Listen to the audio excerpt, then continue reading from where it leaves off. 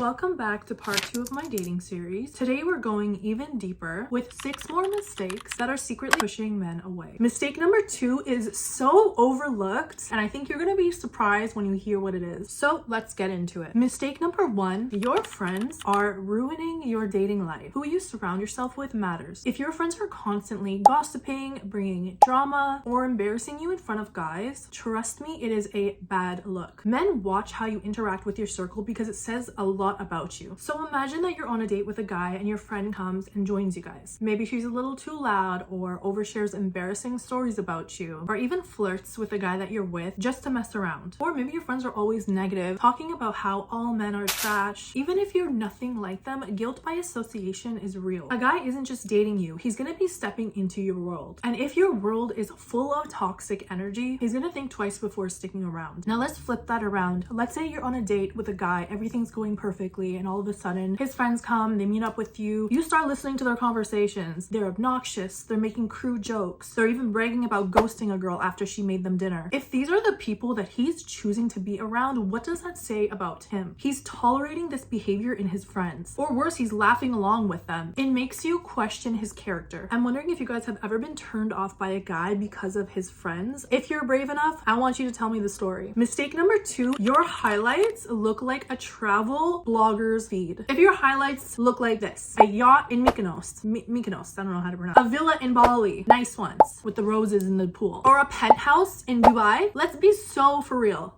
Let's be so for real. You are not getting yourself a penthouse in Dubai. Why the fuck you lying? Guys start wondering who is funding all of this. It can give the impression that you're only interested in luxury or that your lifestyle is unattainable. It's okay to travel and enjoy life, but make sure that your life has depth, not just destinations. Do you have close friends, family moments, or things that show that you value connection? Do you have interests outside vacations? Maybe fitness, art, music, or something unique that makes you.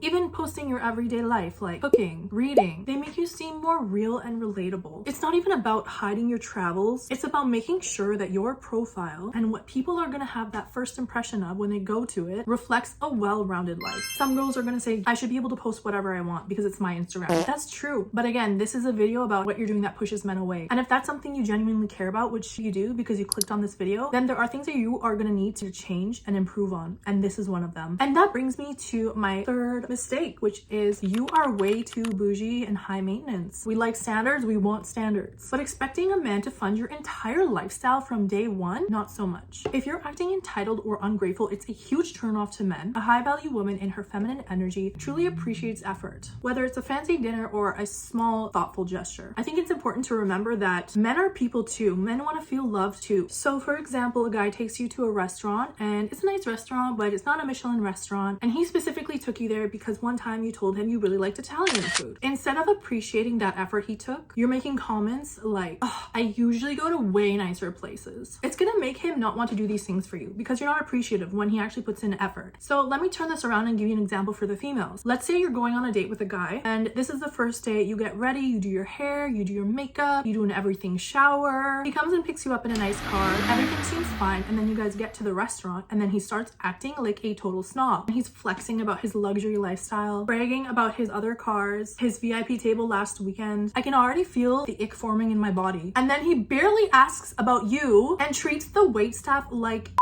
it's the entitlement and lack of gratitude that makes someone unattractive. Nobody wants to date someone who thinks that they're too good for everything. Sorry. All right, mistake number 4. If you have no ambition or drive, there's so much more to attraction than just the way that you look. Men want a woman with substance. If you have no goals, no hobbies, and nothing going on in your own life, the attraction fades fast. Having something you're working towards, not just waiting for a man to give you a lifestyle. For example, let's say you've met a guy, he looks really good, he's well dressed, and he's charming at first. You start talking and everything seems okay, but then you realize he has nothing going on. Every time you ask about his job, he's like, I just kind of work here and there. No real career, no vision for his future. When you ask about his passion, he laughs and he says, I don't really have any, I just chill. Meanwhile, you have dreams and things that you're working towards. You have goals that actually excite you. A man who has zero ambition or excitement for his own life isn't going to add to yours. And that is the same thing for women. Having your own goals and ambition makes you interesting. You'll have things to talk about, experiences to share, and an energy that is inspiring. Mistake number 5, you're constantly complaining and have negative energy. Nobody wants to be around someone who's constantly in a bad mood, complaining about everything or being difficult about small things. High value women bring peace, not problems. Let's say you're going on vacation with someone. They've booked the hotel.